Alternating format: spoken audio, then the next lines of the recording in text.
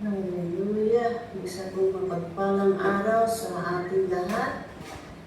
Tayo po ay mapagpala dahil yan sa Pilipinas, dumaan ang sunod-sunod na bagyo, dumaan ang sunod-sunod na lindol, pero ikaw at ako, kayo at ako ay nandirito sa araw na ito, kaya tayo po ay pinagpala ng Diyos. Hallelujah! Welcome and greetings from the cowboy country of Alberta, Calgary. Ang ating po pag-aaralan ngayon ay ang text natin ngayon ay nahahang sa chapter 40 of the book of Isaiah. Verse 3 and 4, pero let's start from verse 1. Tagalog pa lang. Let's start from verse 1, please. Okay, sinabi ng Diyos, palakasin at pagaanin ninyo ang loob ng ating mga mamamayan. Hallelujah. Okay? Magsalita kayo ng mahinahon sa mga taga-Jerusalem. Sabihin ninyo sa kanila na tapos na ang paghihirap nila at tinatawad na ang kanilang mga kasalanan sapagkat pinarusahan ko sila ng gusto sa lahat ng kasalanan nila. Ito po ay nagbibigay ng instruction, nagbibigay ng command na at nagbibigay ng promise na pag-asa na tapos na ang hirap, tapos na ang paghihirap. Right? At napatawad na yung mga sabi dito taga Jerusalem, that is the city of God. Okay, now verse 3 and 4.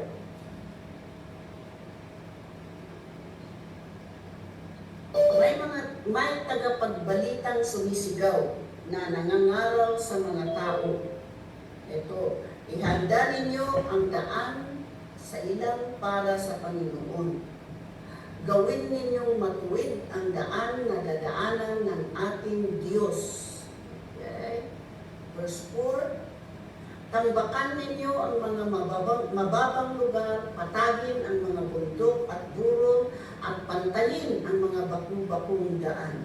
Hallelujah! So tulad din ang sabi ko na sa umpisa, yung verse 1 and 2 ay nagbibigay ng comfort. Yeah? Sa atin, sa mga taga-Jerusalem at that time, yung oras na yon, yung panahon yon, na tapos na yung paghihirap nila. Dahil paghihirap nila at meron siyang instruction na gagawin na para sa Panginoon. Okay? Itong verse 3 at 4 na ito ay nabanggit, na-quote ito sa apat na Gospels, sa Matthew, Mark, Luke, and John. Dahil ito po ang tinutukoy, ang tinutukoy po dito ay yung pagdating ni Jesus. Yung paghanda, dahil ihanda ninyo ang mga buhay ninyo dahil darating ang Panginoon sa in the person of Jesus Christ. Yung pagdating ni Jesus dito sa mundo.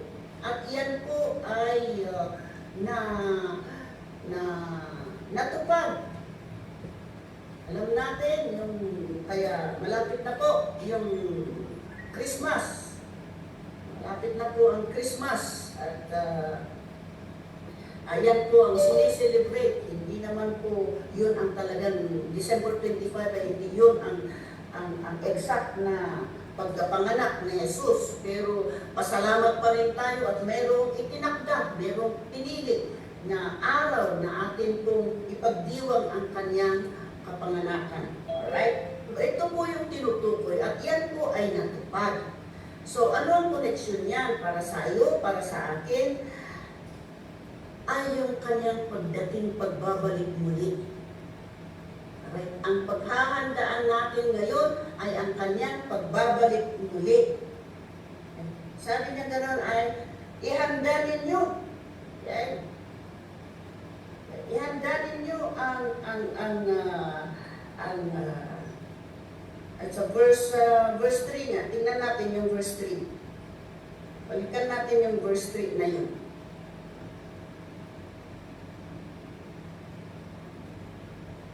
Okay. Ihanda ninyo ang daan. Okay. Sa ilang, ito po ay sa English, wilderness. Ilang, isang disyerto. Kaya para sa Panginoon. Gawin ninyong matuwid ang daan na dadaanan ng ating Panginoon. So, ito po ay sa iyo at sa akin na atin po sa ating paghahanda sa kanyang pagbabalik. Alright? O kaya sa kanyang, kung tayo po ay, yung buhay natin, ihanda natin sa kanyang pagbabalik. Muli.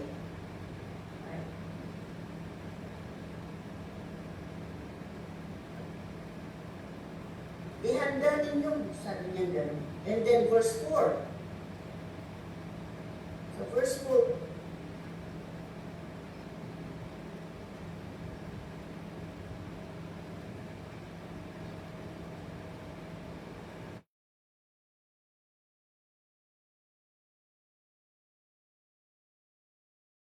at burol at pantayin ang mga baku-bakong daan. Yan ang ating gawin upang sa ganun ay tayo, yan ang ating gagawin paghahanda sa Kanya, sa Kanyang pagdating. Ngayon, paano natin, tulad nga ng sabi ko na, yan yung pagdating ni Jesus noon ay natupad na po yan. Ngayon, sa iyo at sa akin ay yung paghahandaan natin ay yung kanyang pagbabalik muli.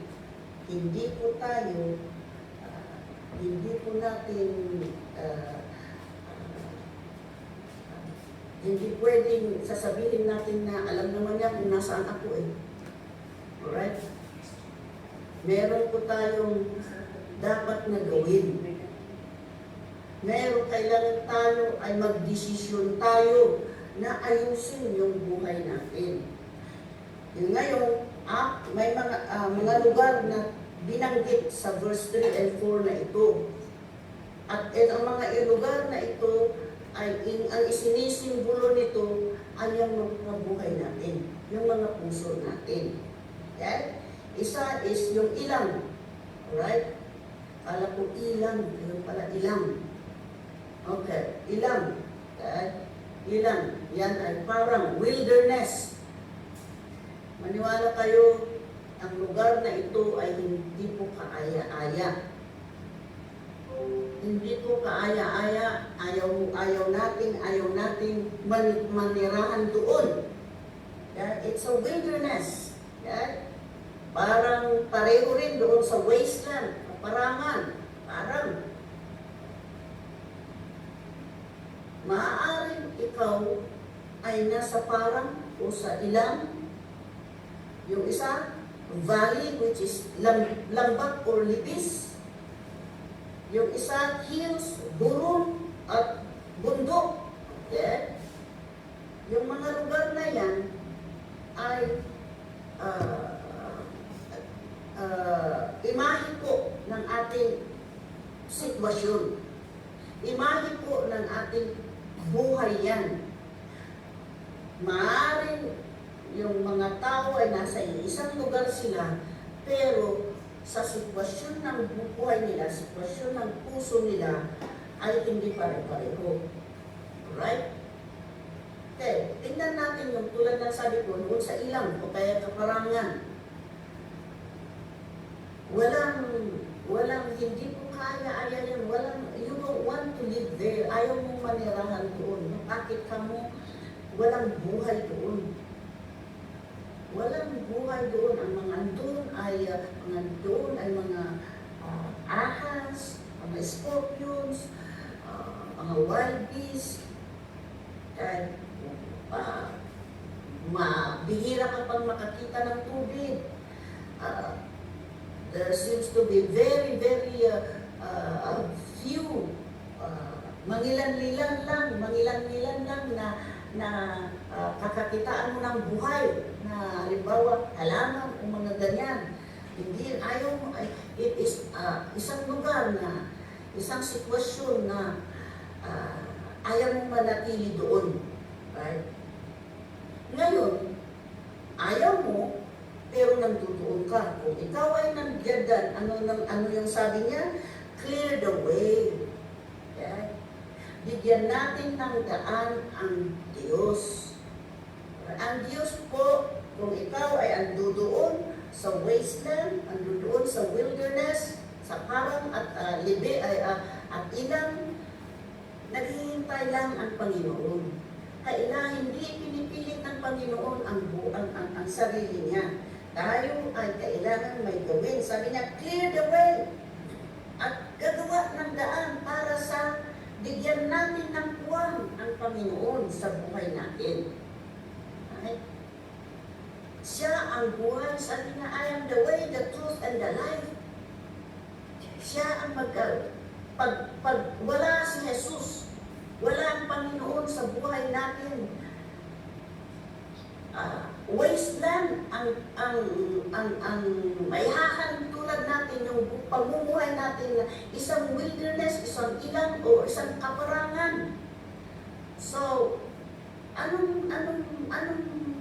walang kabuluhan ang buhay. Apart from God, our life will be a wasteland.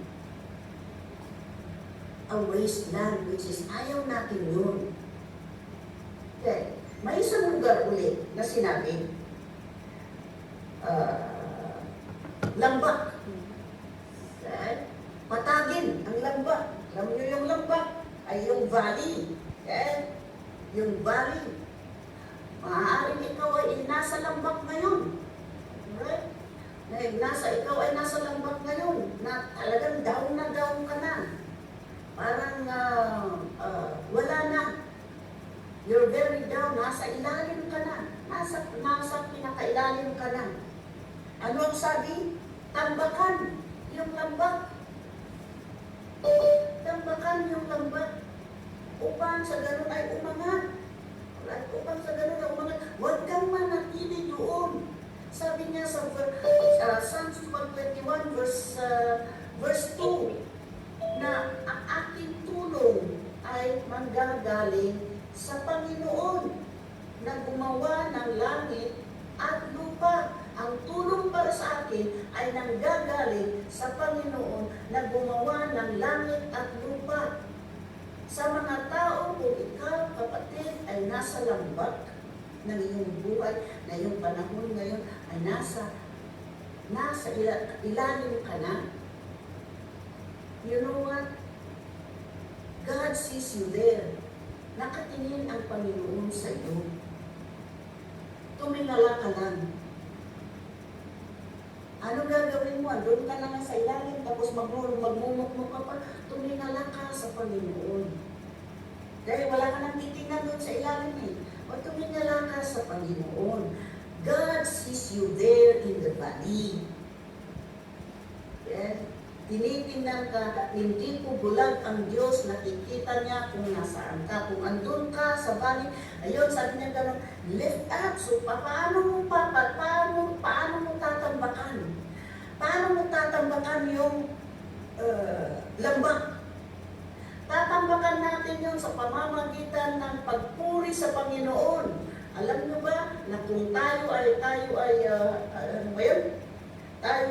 nandudungo sa anumang dahilan dyan, pag inumpisahan mong magpuri sa Panginoon, di ba, umaangat yung moral mo, lumalakas ka, sumasaya ka, the joy of the dahil sa presensya ng Panginoon. Let's invite the presence of God. Imbitahin po natin ang presensya ng Panginoon upang sa ganun ay tayo ay aangat. Huwag tayong manatili sa lambak. Amen. Mahalaga po sa mata ng Diyos.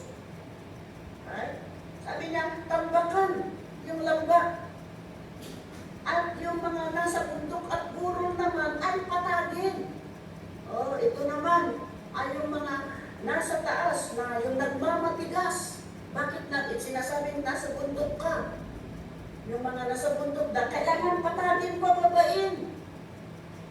Kung ikaw yung tao ay na ayaw magpatawad. Dahil sabi mo, hindi naman ako ang nagkasala, sasabihin mo, ikaw po ang tinutukoy dito na dapat patagin. Dapat pababain. Right? Tayo, pinatawad tayo ng Diyos. Hindi lang tayo pinatawad ng Diyos, siya po ay ipinakita niya na tayo po ay dapat din magpatawad. Okay? Magpinatawad tayo upang tayo ay magpatawad. Okay? Kaya, kung na ikaw ay nasa sa bundok, kailangan, sabi ganun, pababain. Ibig sabihin, magiging patas.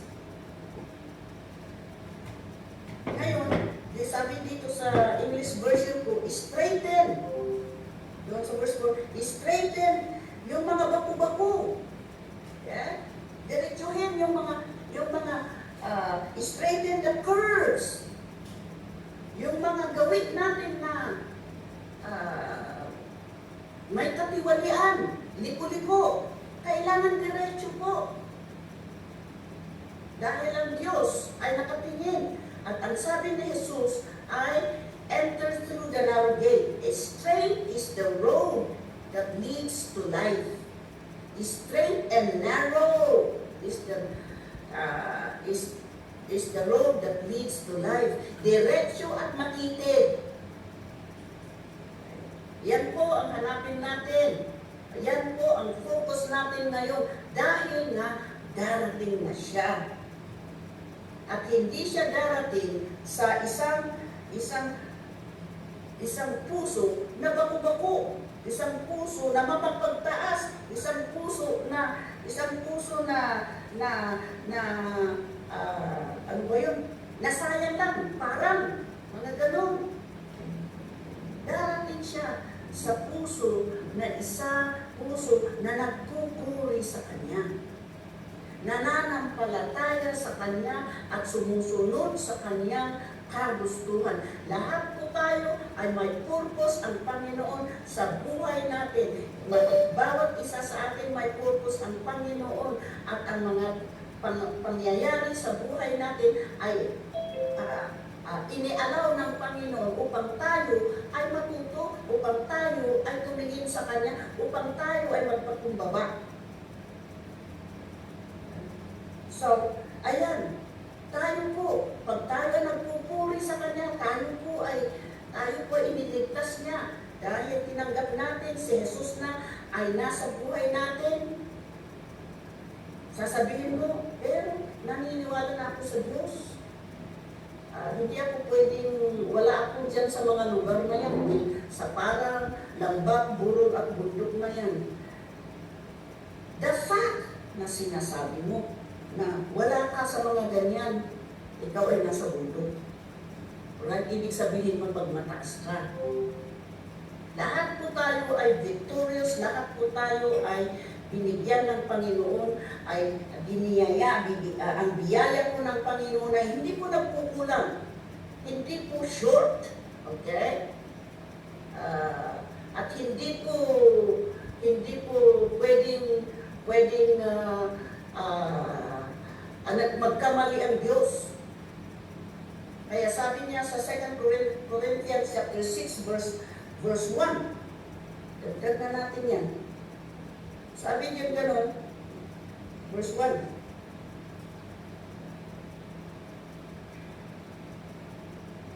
Second Corinthians chapter 6 verse 1.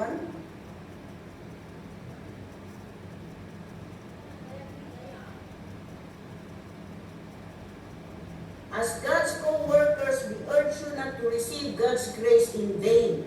Ibig sabihin, ito po ay encouragement para bang pagsusumamo ni Apostol Pablo sa mga church na doon sa Corinto. Sabi niya, we urge you, we plead with you. Nagsusumamo kami sa inyo na huwag ninyong sayangin o baliwalain ang biyaya ng Diyos na inyong tinanggap. Right? Huwag nating baliwalain. Huwag nating sayangin ang grasya, ang biyaya ng Panginoon na ating tinanggap. Ang biyaya po ng Diyos ay araw-araw yan. Sapat po ang biyaya ng Panginoon. Huwag natin sasabihin, hindi nagkulang naman. Ikaw dahil biniyayaan ka. No, meron pong biyaya. Ang biyaya ng Panginoon ay para sa lahat. Ang pagkakaiba po ng bawat isa sa atin ay kung paano natin binigyan ng halaga ang biyaya ng Diyos na kanyang pinagkakaloob sa bawat isa sa atin. Pag pinahalagahan natin ang biyaya ng Panginoon, lalo pa tayong bibiyayaan ng Panginoon. Lalo pa tayong bibiyayaan ng Panginoon. Ngayon, may mga tao ba dyan na nasa ilang o kaparangan? Huwag manatili doon. May mga tao ba dyan na nasa lambak o libis? Yung down na down dahil sa tingin mo ay wala ng pag-asa. Yung iyong sitwasyon. Ang sabi ng Panginoon, tambakan yung lambak upang sa ganun umangat ka. At paano maaangat sa ating pagpuri sa Panginoon Hesus.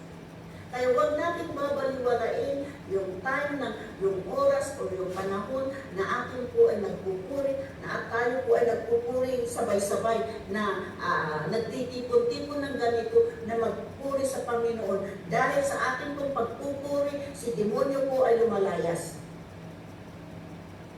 Yan. Sa ating pagpupuri, there is power.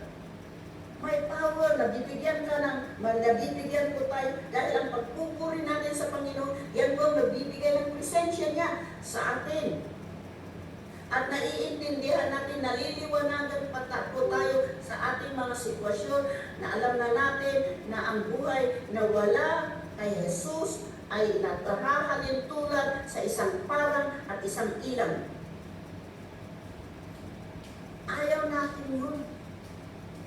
Ayaw natin yun, yung buhay na wala lang, nasayang na buhay. Ang Diyos ayaw niyang masayang ang buhay natin. Mahalaga po tayo, mahalaga po ang isang kaluluwa sa mata ng Diyos. Kaya huwag natin sayangin ang kanyang biyayang pinagkakaloob ng Panginoon na ikaw ay nabubuhay sa bawat araw, sa mga araw na dumaraan upang tayo po ay magpuri sa Kanya. Yung mga lipo-lipo, anong sabi niya?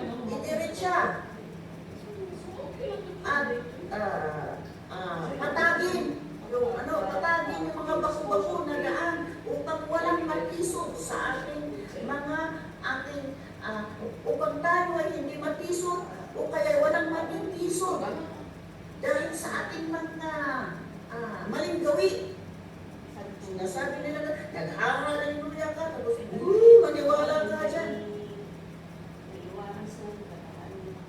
Kaya may mga natitisod dahil tayo ay hindi ka panipaniwala. Tayo kung merong ano ba yun? Nagbibigay ng maling impormasyon, tayo yung nangunguna, tayo yung pinuno ng pangkat na nagsisiwalan ng laging. No, hindi po pwede yun. Hindi po pwede yun.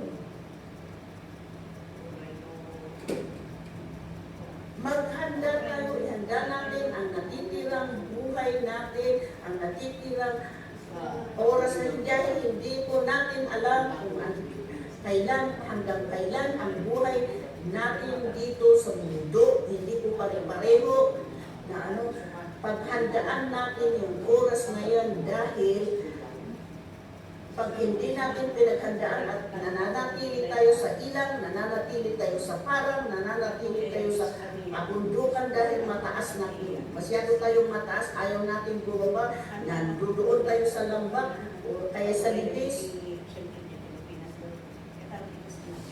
Nasa huli ang pagsisisi. Pag napapakinggan po natin ang salita ng Diyos, pag-isipan natin. At gawin po natin yan, nalayan po ang lakas natin. It doesn't matter kahit na sinasabi nila na parang walang pag-asa ang sitwasyon ninyo, ang sitwasyon mo. Manatili ka lang. Lord, ikaw Panginoon, saan man gagaling ang tulong ko ay nanggagaling sa Diyos, sa Panginoon na gumawa, lumikha ng langit at lupa. Right? Hindi po bulag ang Diyos. Tinitingnan ko niya kung nasaan tayo, nasa disyerto ka, nasa lambak ka, o nasa bundok ka. Importante po ay paghandaan natin ang daan ng Panginoon sa buhay natin. Dahil sabi niya, I am knocking. Hindi siya basta-basta lang pumapasok. I knock, he knocks. At kung sino yung magbukas ng pinto, siya yung pagbuksan na siya ng pinto, doon siya papasok. Ganun din po tayo. Sa mga buhay-buhay natin, I don't know, hindi ko alam kung ano ang sitwasyon ninyo ngayon. Mayroon dyan na nasa bundok, nasa lambak, o nasa parang at ilan. Ang mahalaga, paghandaan natin ang Diyos dahil siya po ay babalik. Amen? At akin pong ibinabalik sa ating MC. Maraming salamat po. Palakpakan po natin ang